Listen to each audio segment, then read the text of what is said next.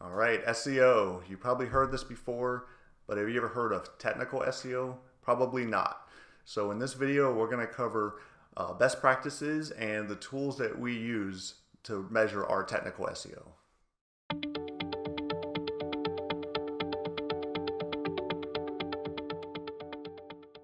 All right, and as you can see with the graphic next to me, that technical SEO is the foundation for your SEO practices.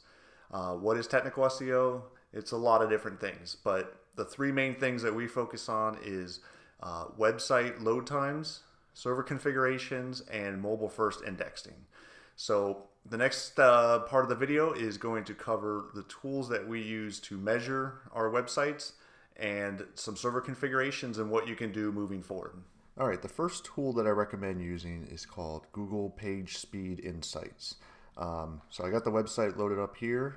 You just put in the URL that you want to test and we'll do analyze. So we're going to do our website wiki design and I'll show you the scores and kind of what you're looking for. So as you can see, we have a 99 out of 100. I'll go on record and say to do 100, to get 100 is near impossible because you are not allowed to, as you can see right here where it says leverage browser caching.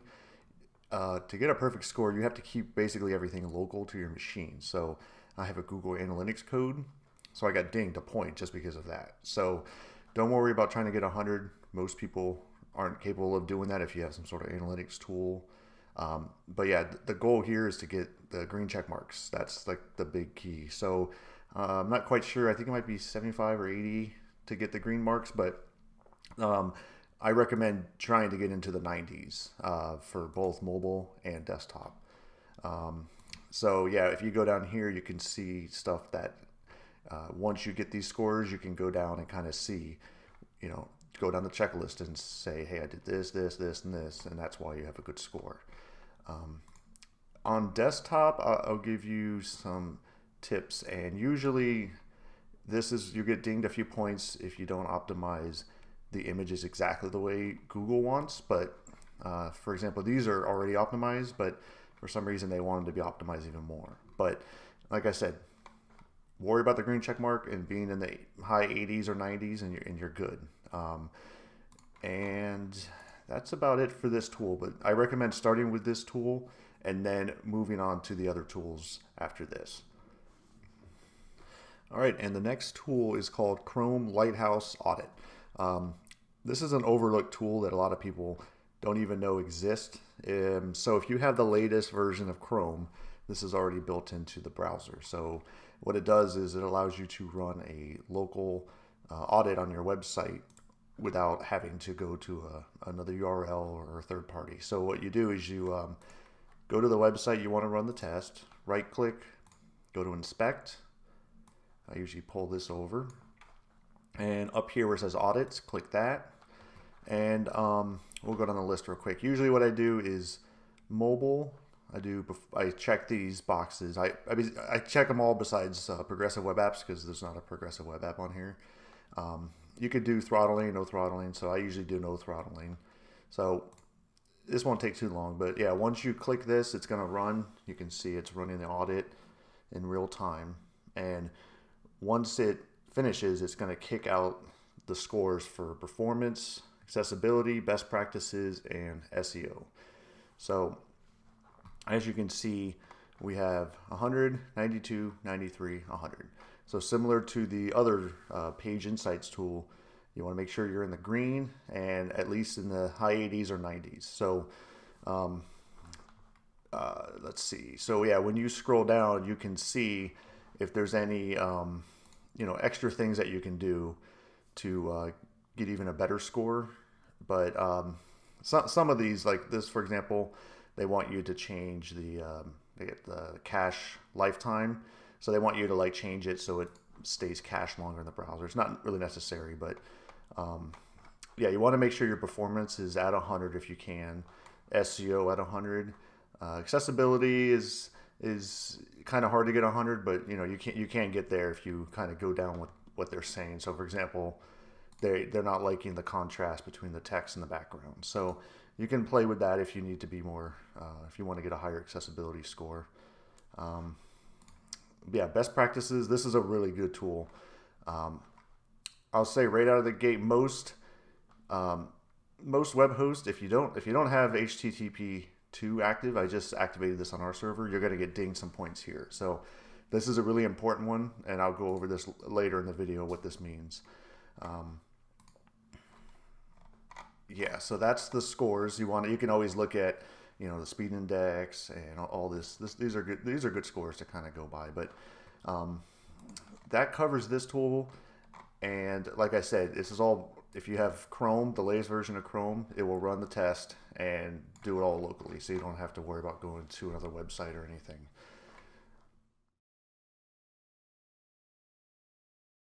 All right, and what I'm going to show you right now is a demo of how HTTP technology works. It's pretty cool. It may not look very exciting on the front end, but when you look at how it works in the back end, you can understand why there's a big push to start using this. So on this website, this image right here is split up into 200 small images, and it's running on the old HTTP 1.1. So this is really old. And when it loads each image one at a time, like a waterfall. So I'll hit refresh so you can see how it loads in all the images. Now when I run HTTP2 test, it's going to load it all at once, kind of down. See, boom. See how much quicker? So to load up 200 small images, 1.13 seconds compared to 0.27 seconds. So when you open up the inspect element, this is pretty cool. So if you go to network, I'm going to do a hard refresh. So this is going to be on HTTP 1. So you can see right here, here are all the images that were loaded. So you can see where my cursor is. That's kind of what they call a waterfall, where it just loads one image. It always has to wait for the next one to load, then you keep going, keep going, keep going. Now when I run the HTTP2 test, you're going to see the waterfall is just one long line right here. See, you could always look at protocol. You have to enable this part, but you could see protocol H2. So you could see it all loads at one time, all at once. So that takes a huge load off of the server, and it delivers the website quicker for the end user. So this is a global setting that you're going to have to change on the server level. So if you have a cPanel, you can do it pretty easily, but in most cases you can just contact your web host and hopefully they can enable it for you.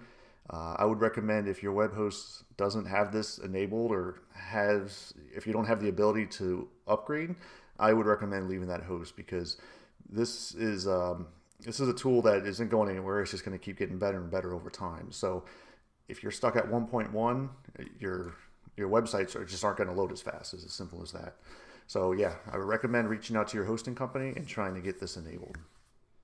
All right, and now I'm going to go over PHP and why you need to upgrade. So I believe there's a huge amount of websites still on 5.6. I don't know the exact number. You're never going to get an exact number of websites that are still on 5.6, but it's a huge percentage of it. And as you can see, if you look over on this chart right here, currently I made this video in November 2018. So everybody has 1 month, almost 2 months to upgrade before 5.6 is completely no longer supported. So that's a huge problem when it comes to security. So what I've done recently is I'm upgrading all my client websites. I was on 7, now I'm going to 7.2. So what you need to do is make sure that whatever version of PHP you're on is currently being supported. So since I upgraded recently to 7.2, I'll be security supported until 2020, so plenty of time. But rule of thumb for me is at the end of every year, I always kind of just make sure that you're current on your PHP. So next year at this time, I'll probably be on 7.3. So it's good to always upgrade. There's no reason to not upgrade. So this chart on the left shows the speed comparisons between running a legacy 5.6 up to running 7.2. And I can tell you I've upgraded several client websites from 5.6 to 7, and it's a huge increase in speed. So if your website is crawling and you're on 5.6, I guarantee you, as soon as you upgrade to 7, you're going to see a huge difference in speed. So yeah, rule of thumb, always stay current, because if you're not, you're going to run into a lot of security issues. And so if you're not aware, PHP has to be upgraded on the server. So if you're at a web hosting company, again, and they don't support the newest versions of PHP, that's a huge red flag. That's your red flag to make sure that you get away from that hosting company, because they're not staying current. I would say most hosting companies they know the importance of upgrading the PHP version, so most will have that option. But let's say you're at a hosting company and all they offer is 7. You can see right here, 7 is no longer supported come December 3rd this year. So if they only have 7, that's worse than 5.6 at this point. So you need to get onto 7.1, 7.2. So always keep current. And to get these type of charts, you could just go to Google, type in PHP current versions, and you'll be able to see this chart right on the php.net website. So yeah, again, always make sure you're current and you will be good to go. All right, now I'm going to cover the importance of using HTTPS. So this is straight from the Google blog. So let's see. So yeah, you probably have started to notice this in your Chrome browser. If a website doesn't have HTTPS on their website, they're starting to show this not secure in the URL bar. This started back in July 2018, I believe, with Chrome 68. This is a huge upgrade. For some existing websites, it's kind of a pain to make this migration, but all new websites moving forward, you should always start with HTTPS. There's no reason not to at this point. So you want to make sure your website is secure. So this allows the traffic between the server and the user to be a lot more secure, encrypted, whatever you want to say. So Google takes this very seriously. So a good example is, if you have a competitor that you're trying to outrank and they don't have HTTPS, this could be enough jump in your rankings that you might actually pass them up. It's hard to get a straight answer, of course, because it's Google, of how much ranking power having HTTPS could do. I don't know, some say more than others, who knows. That's why it's always good to just, at this point, it's a best practice. So there's no reason not to do it, because you can actually get these SSL certificates for free now. It used to be, you had to pay $100 a year, whatever it may be. You could still do that route if you need kind of like a warranty with your security. But if you can enable what they call Let's Encrypt on your server, then anytime you create a new website, you can easily, with the flip of a switch, I can activate HTTPS with Let's Encrypt on the server. In our case, we use a VPS server with cPanel on it. So within the back end, it's really easy to enable Let's Encrypt. So here's the Let's Encrypt website. And like I said, they're free certificates, and you could see there are some major brands using this. So some web hosting companies can offer this on their control panel. So if you have the ability to do it easily, just do it. There's no reason to not use it moving forward. If you have to migrate an existing website from HTTP to secure, it's going to require you to kind of go into the database and upgrade stuff. So it's a little more of a technical, upgrade, but it needs to be done at this point, because you don't want, especially if you're running an e-commerce website, you have to be SSL certificates on there. But yeah, you don't want your users to, visit your website and they see that ugly, not secure next to your URL.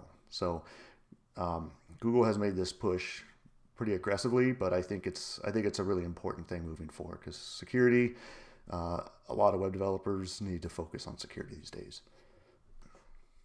All right, as you can see, technical SEO is pretty technical and complicated.